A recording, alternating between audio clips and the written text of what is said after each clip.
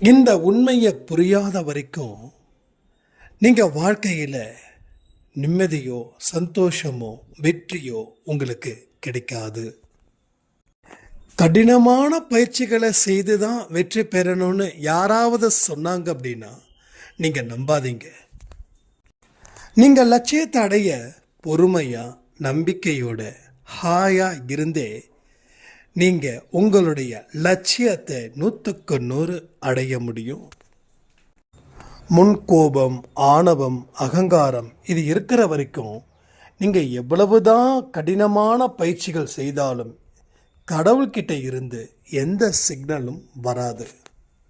உழைக்கிறவன் கூட இதை நினைச்சு உழைத்தான் என்றால் அவன் அந்த தொழிலுக்கே மிகப்பெரிய முதலாளியாக மாறுவான். நீங்கள் இப்படி இருங்க அப்படி இருங்கன்னு சொல்லலை, ஆனால் சரியா இருங்கன்னு சொல்கிறேன்.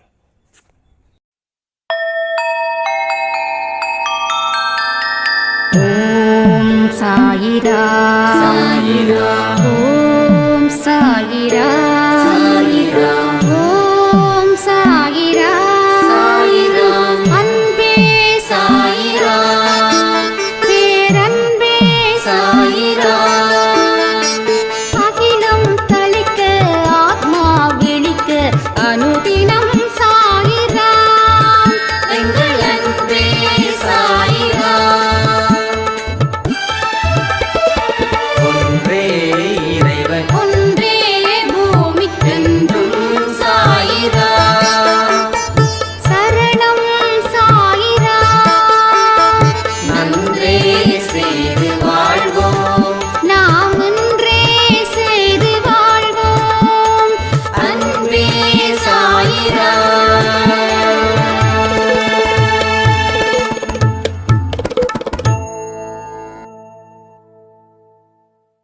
சாயிரா, என் உயிரின் உயிரானவர்களே,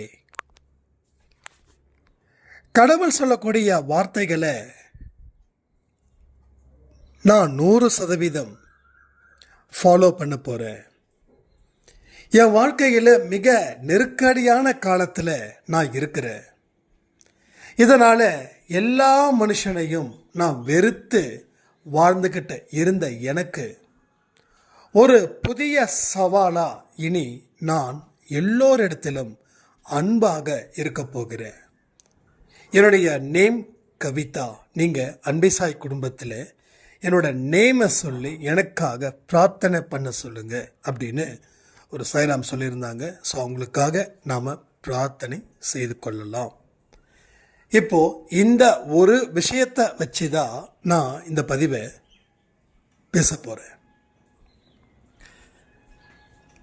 அதாவது நாம் அன்பாக இருந்தால் ஏமாத்திடுவாங்க அப்படின்னு இந்த உலகம் உங்களை இந்த நொடி வரைக்கும் நம்ப வைக்குது. அப்போது இது உண்மையா இல்லையா அப்படின்றத நாம் தெரிஞ்சுக்கணும். வெறும் வார்த்தை தானே அப்படின்னு சொல்லி இதை ரிஜெக்ட் பண்ண வேண்டாம். அந்த வார்த்தைக்கு உள்ளே இருக்கக்கூடிய அர்த்தம், அந்த வார்த்தை எந்த அளவில் உங்கள் வாழ்க்கையில் ஒரு பிரதிபலிப்பை ஏற்படுத்துது, அது உங்கள் வாழ்க்கையில் எவ்வளவு நல்லதை செஞ்சுருக்கு, அது உங்கள் வாழ்க்கையில் எவ்வளவு கெட்டதை செஞ்சுருக்குது, இதற்கும் சாயப்பாவிற்கும் என்ன தொடர்பு, இதை எல்லாத்தையும் நீங்கள் முழுமையாக கேட்கும்போது தான் உங்களுக்கு நிறைய விஷயங்கள் புரியும். புரியாத விஷயமும் புரியும், புரிஞ்ச விஷயங்கள் இன்னும் அழுத்தமாக உங்களுக்கு புரியும். ரைட்டா? சரி, இப்போ நான் உங்ககிட்ட கேள்வி கேட்குறேன். அன்பு வச்சா ஏமாத்திடுவாங்கன்னு நீங்கள் நம்புறீங்களா? இதற்கு பதிலை ஹானஸ்டாக சொல்லணும். அப்போ இல்லை நம்ம அப்படி சொன்னால் தப்பாயிடும், நம்ம இப்படி சொல்லலாம் அப்படின்லாம் இல்லை.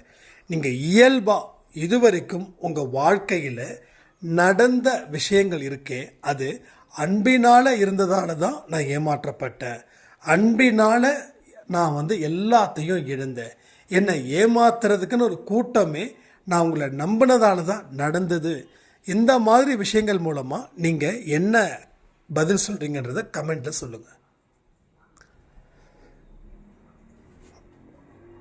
இது உங்கள் வாழ்க்கைக்கு இனிமே மற்றவங்க மேலே அன்பு வைக்கலாமா அன்பு வைக்க வேண்டாமா அப்படின்ற ஒரு கன்ஃபர்மேஷன், ஒரு ஜட்ஜ்மெண்ட்டும் உங்களுக்கு இன்றைக்கி இந்த பதிவின் மூலமாக சாயப்பா தருவார். நல்லா புரிஞ்சுக்கோங்க, நான் எந்த ஒரு பதிவை கொடுக்கும்போதும் நான் நோட்ஸ் எழுதுறதோ இதை பேசணும் அப்படின்னு முடிவு பண்ணுறதோ இல்லை. நம்ம அன்பே சாய் குடும்பத்தில் யாருக்கு என்ன கேள்விகள் இருக்குதோ அந்த கேள்விகளை படித்த உடனே நான் ஆடியோ கொடுக்குறேன். நான் ஆடியோ கொடுக்கும்போது வாட்ஸ்அப் போவேன், இன்றைக்கி என்ன கொடுக்கலாம் அப்படின்னு. அப்போ யார் என்ன கேட்குறாங்களோ ஒன்று அதை கொடுப்பேன். இல்லை என் மனசில் தியானத்தின் மூலமாக என்ன ஒரு அதிர்வு நிலையை அவர் ஏற்படுத்தியிருக்காரோ அதை கொடுப்பேன்.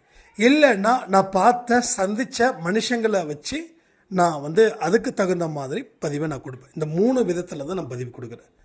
அப்போ கேட்க வைக்கிறதும் பார்க்க வைக்கிறதும் என்னோட மனசில் ஒரு அதிர்வை ஏற்படுத்துவதும் சாயப்பாவிற்கே தான் போய் சேரும். சரியா?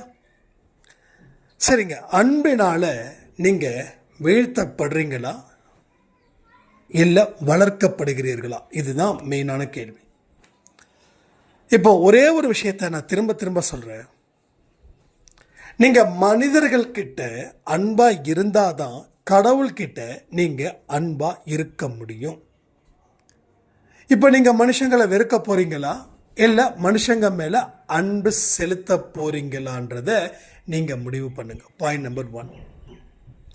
2வது, உண்மை விஷயத்தையும் புரிஞ்சுக்கணும்ல. ஏன் நீங்கள் இந்த வாழ்க்கையை வெறுக்கிறீங்க அப்படின்றதையும், நீங்கள் அன்பினால் வெறுக்கப்படலை, உங்களை நீங்கள் நேசிக்காமல் இருந்ததால் இந்த வாழ்க்கையை நீங்கள் வெறுக்கிறீங்க. உங்களை நேசிக்க தெரிஞ்ச மற்றவங்களை நேசிக்க தெரிஞ்ச உங்களுக்கு உங்களை நேசிக்க தெரியல. இது உண்மை. இது உண்மை. இது என்ன எப்படின்னு நீங்கள் ஆய்வு பண்ணுங்க, ஆராய்ச்சி பண்ணுங்க. இல்லை இதை அப்படியே கூட ஏற்றுக்கோங்க, எனக்கு பிரச்சனையே இல்லை. ஆனால் சீக்கிரமாக ஆய்வு பண்ணி ஆராய்ச்சி பண்ணி முடிவு பண்ணுங்க. இல்லைன்னா சரி, அன்பே சாயில் சொன்னால் சரியாக தான் இருக்கும், பரவாயில்ல, நாம் இப்படிப்பட்ட ஒரு டேர்னிங்கை ஏற்படுத்துவோன்னு.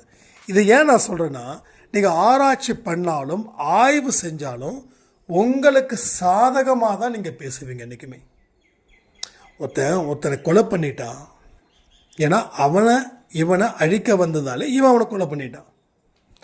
கொலை பண்ணது சரியா தப்பான்ற வாதம் தான் இங்கே இருக்குதே தவிர, ஏன் கொலை பண்ண நான் யோசிக்கணும்ல அப்படின்ற வாதம் இல்லை. நீ கொலை பண்ணியா இல்லையா?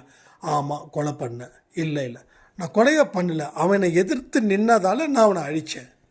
இப்படி தான் நம்ம பேசுவோம். அப்போது நாமளே வைக்கலும், நாமளே நீதிபதியமாக இருந்தால் எப்படி தீர்ப்பு கொடுப்போம்? நமக்கு என்ன சாதகமோ அதான் கொடுப்போம். இப்போ நம்ம ஒருத்தர் கொலை பண்ணிட்டோம், அவன் செத்து போயிட்டான். ஆனால் அவனை நம்பி இருக்கக்கூடிய குடும்பத்தை யார் காப்பாற்றுவா? புரியுதா உங்களுக்கு?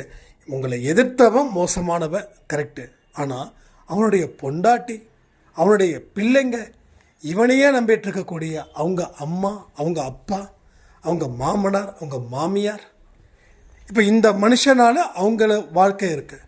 இப்போ இந்த மனுஷன் நீங்கள் சாகடிச்சிட்டீங்க, அப்போ அவங்களுக்கு யார் பொறுப்பு? இதுதான் கேள்வி. புரியுதா உங்களுக்கு? அப்போ அவன் உங்களுக்கு எதிர்க்கிறானோ எதிர்க்கலையோ அதே போல் தான் அவன் உங்களை சாகடிச்சாலும் உங்கள் குடும்பத்தை யார் காப்பாற்றுவா? இன்றைக்கி எனக்கு உயிர் போயிடுச்சுன்னா என்னோடய குடும்பத்தை யார் காப்பாற்றுவா? ஒவ்வொரு மனுஷனுக்கும் குடும்பம்னு ஒன்று இருக்குது. அப்போது அந்த மனுஷனுக்கு ரொம்ப இம்பார்ட்டன்ட். எதிர் வீட்டில் ஒரு துக்கம் நடந்திருக்கும், நமக்கு அது ஒரு செய்தி. ஆனால் அவங்களுக்கு மேலே முடியாத ஒரு பெரும் துன்பம். சரியா? அப்போ ஏதோ ஒரு இடத்துல டிபெண்ட்டாக தான் நம்ம இருக்கிறோம். அப்போ டிபெண்ட்டாக இருக்கிறதா நம்ம ஃபீல் பண்ணலை. ஒரு அன்பு, ஒரு அஃபெக்ஷன் நேற்று வரைக்கும் இருந்தவங்க இன்றைக்கி இல்லை, இன்றைக்கி காணாமல் போயிட்டாங்க. ஒரு ஃபோட்டோவில் மாலை. புரியுதா உங்களுக்கு? அப்போ எல்லா விஷயத்தையும் நாம் 3வது மனுஷனாக இருந்து கவனித்து தான் நம்ம தீர்ப்பு வழங்கணும். அதை நான் சொன்னேன். நீங்கள் உங்களுக்கு சாதகமாக தான் சொல்லுவீங்களே தவிர நீங்கள் மற்றவங்களுக்கு சாதகமாக பேச மாட்டீங்க. அப்போது நீங்கள் உங்களை நேசிக்கலைன்ற ஒரு விஷயத்தை தாண்டி நீங்கள் எந்த தப்பும் பண்ணலை.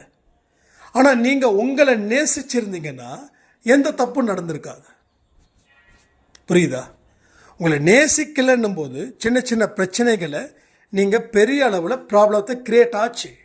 ஆனால் இன்றைக்கி உங்களை நேசித்து பாருங்கள், நேசித்ததன் விளைவு உங்கள் வாழ்க்கையில் ஒரு பெரும் மாற்றத்தை அது ஏற்படுத்தும். இப்போது நம்ம அன்பை சாயில் நம்ம அன்பை சாய் ஃபேமிலியில் இருக்கிறவங்க சொன்னது, கவிதா அம்மா சொன்னது இது ஒன்று தான். ஆமாம், இது வரைக்கும் நான் வெறுத்தேன், இனி நான் நேசிக்கிறேன். எஸ். அப்போ இந்த ஞானம் எப்படி வந்தது? கடவுள் அப்படின்னா எங்கே இருக்காரு? நம்ம மனசுக்கு உள்ளே தான் இருக்கார். அப்போது அந்த உள்ளே இருக்கிறவரை நாம் அன்பு வைக்கணும் அப்படின்னா நீ உனக்குள்ள அன்பு இருந்தால் தான் அது நடக்கும். உனக்குள்ள அன்பு இல்லைன்னா உனக்கு உள்ளே இருக்கக்கூடிய கடவுளை பார்க்க மாட்டேன், வெளியில் இருக்கக்கூடிய கடவுளை தேடுவேன். இன்றைக்கி உலகத்தில் எத்தனையோ மக்கள் வெளியில் தான் தேடுறாங்க. ஆனால் உங்களுக்கு ஒன்றே ஒன்று தான், வெயிலோ மழையோ உங்களுக்குள்ளே தேடுங்க. கோயிலுக்கு போக வேண்டான்னு சொல்லலை, ஆனால் கடவுள் அங்கே தான் இருக்கிறாருன்னு சொல்லி போக வேண்டான்ற. உங்களுக்கு உள்ளே இருக்கிறாரு. நீங்கள் உட்காந்து ஒரு அரை மணி நேரம் 1 மணி நேரம் நீங்கள் தியானிச்சாவே போதும், உங்களுக்கு உள்ளே இருக்கக்கூடிய சாயப்பாவை நீங்கள் அழகாக வெளியில் கொண்டு வந்துட முடியும். கடவுள் எல்லா இடத்துலையும் காப்பாற்றுகிறார். நான் அம்மாவோட விஷயத்தை நான் இன்னும் ஃபுல் டீட்டெயிலாக சொல்லலை. பாத்ரூமில் இருந்து வெளியில் வர்றாங்க, அந்த சின்னதாக ஒரு படிக்கட்டு இருக்கும், அந்த படிக்கட்டில் காலை வச்ச உடனே வழுக்கி விட்டுடுச்சு. பின்னாடி அப்பா அம்மா கொஞ்சம் நடக்கிறது கொஞ்சம் கஷ்டன்றதால கொஞ்சம் அப்பா ஹெல்ப் பண்ணுவாங்க. அப்பா இருந்ததால் அவங்களுக்கு வந்தது சின்னதாக போயிடுச்சு. ஒருவேளை அப்பா பிடிக்கல, அப்பா பக்கத்தில் இல்லை அப்படின்னா அவங்க கீழே விழுந்து தலை அடிபட்டிருக்கும். தலை அடிபட்டால் என்ன நடக்கும்ன்றது நீங்கள் கற்பனை பண்ணிக்கோங்க. அப்போது எல்லா இடத்துலையும் சாயப்பா இருக்கிறார். அந்த ஒரு விஷயத்தை புரிஞ்சுக்கிட்டீங்களா? நான் அதை சொல்லிக்கிட்டே இருக்கும்போது வெட்டுக்கிளி என் மேலே ஸ்க்ரீன் மேலே உட்காருது. நான் சொல்லி முடிக்கிறேன். பிரதர் வந்திருந்தாங்க பார்க்குறதுக்கு. நான் சொல்லி முடிக்கிறேன். விஷ்ணு வெட்டுக்கிளி பார்த்தீங்களா அப்படின்றார். பார்த்தேன். அப்போ அதுதான் உண்மை அப்படின்னு சொல்லிட்டு போயிட்டார். இப்போ அந்த வெட்டுக்கிளியை காணும். ஸோ கடவுளை நம்புகிறவங்களுக்கு ஏமாற்றம்ன்றது இல்லை. அப்போ கடவுளை நம்புறதை தாண்டி மக்களை நீ விரும்ப வேண்டும். அந்த ஒரு சொல்லுவாங்க, சில பேர் பேசுனா ரொம்ப வசீகரமாக இருக்கும் அப்படின்னு. அந்த வசீகரத்தை எப்படி கொண்டு வர முடியும்? நம்ம பண்ணக்கூடிய மேக்கப்பா, நம்ம பண்ணக்கூடிய செட்டப்பா? அதெல்லாம் இல்லை. மேக்கப்போ செட்டப்போ ஒன்றை நீ ஏமாற்றிக்க தான் பயன்படுமே தவிர அது உண்மை இல்லை. போலி தான், அசல் தான்.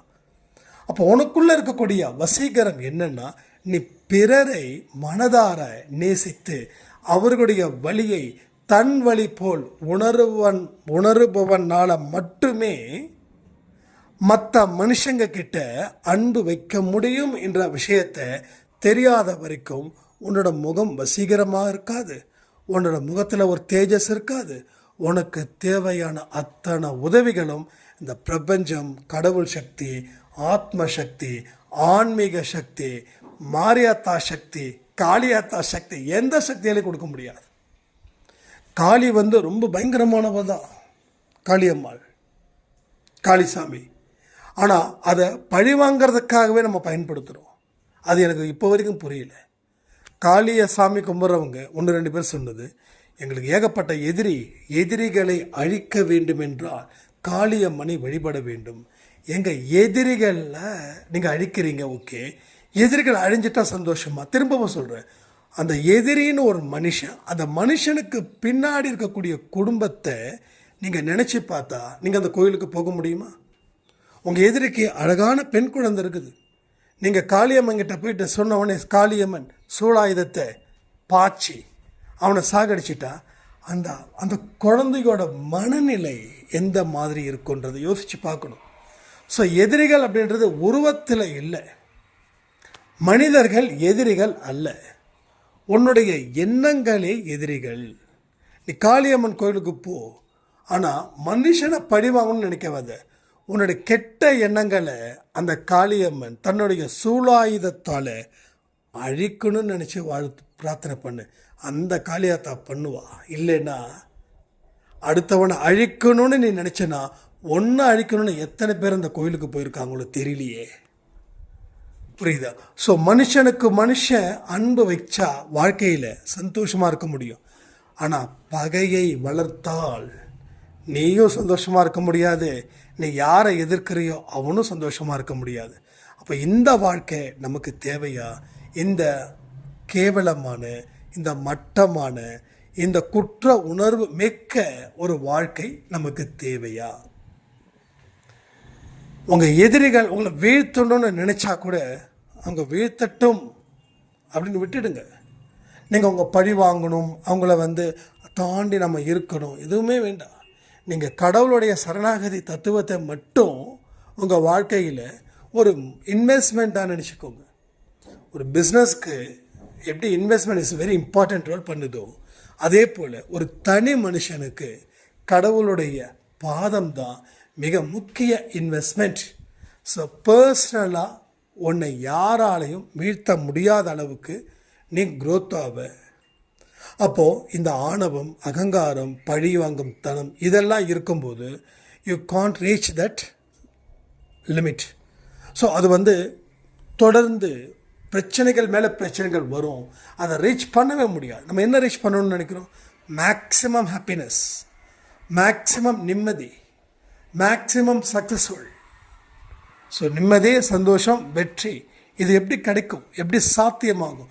இந்த மூன்றையும் அவ்வளவு சீக்கிரம் ஏன் பெற முடியல அப்படின்னா, உன் மனதில் இருக்கக்கூடிய எதிர்மறையான எண்ணங்கள். அப்போ எதிர்மறையான எண்ணங்கள் எப்படி வருது? நான் ஒரு மனுஷனை நேசித்தா அது நேர்மையான எண்ணம், அதே மனுஷனை நான் எதிர்த்தா அது எதிர்மறையான எண்ணம்.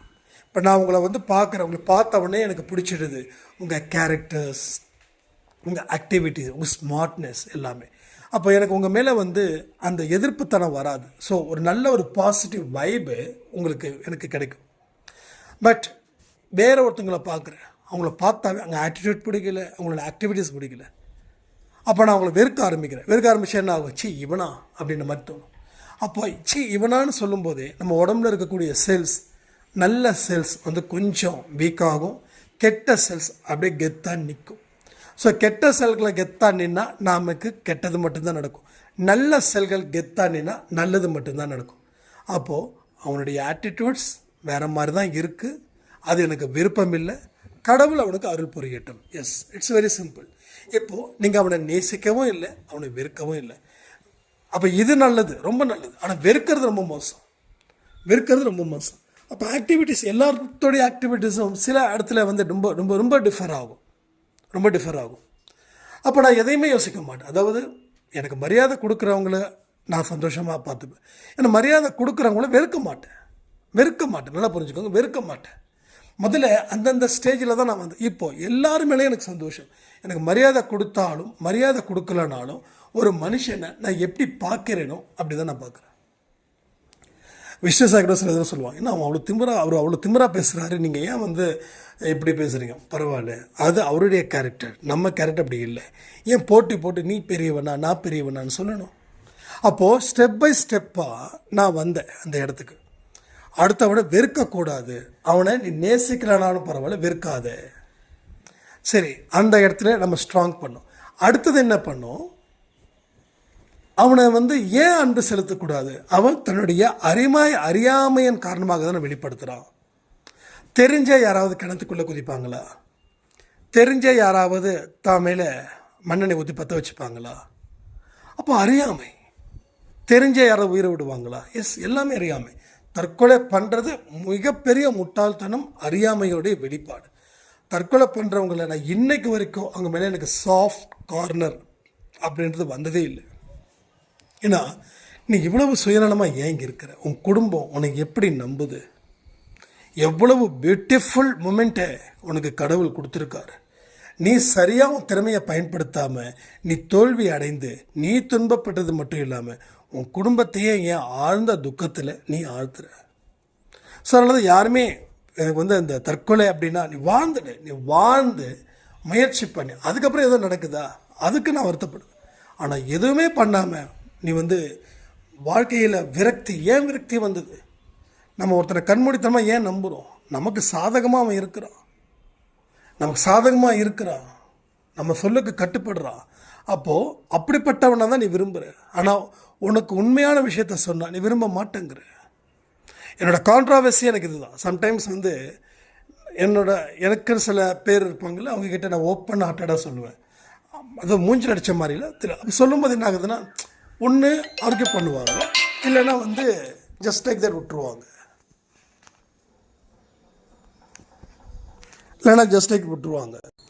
அப்போ சுயநலமான அன்புனால தான் நம்ம வாழ்ந்துட்டுருக்கோம்.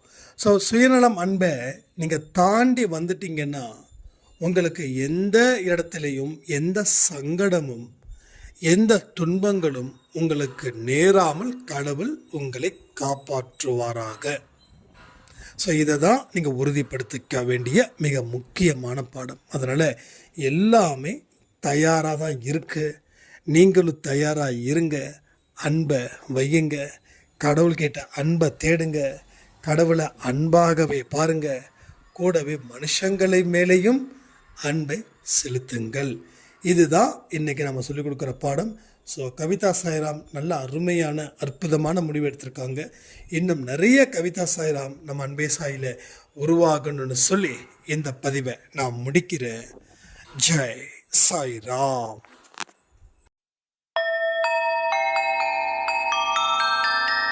ஓம் சாயிரா சாயிரா, ஓம் சாயிரா சாயிரா, ஓம் சாயிரா சாயிரா, அன்பே சாயிரா, பேரன்பே சாயிரா, அகிலம் தளிக்க ஆத்மா விழிக்க அனுதினம் சாயிரா, எங்கள் அன்பே சாயிரா. ஒன்றே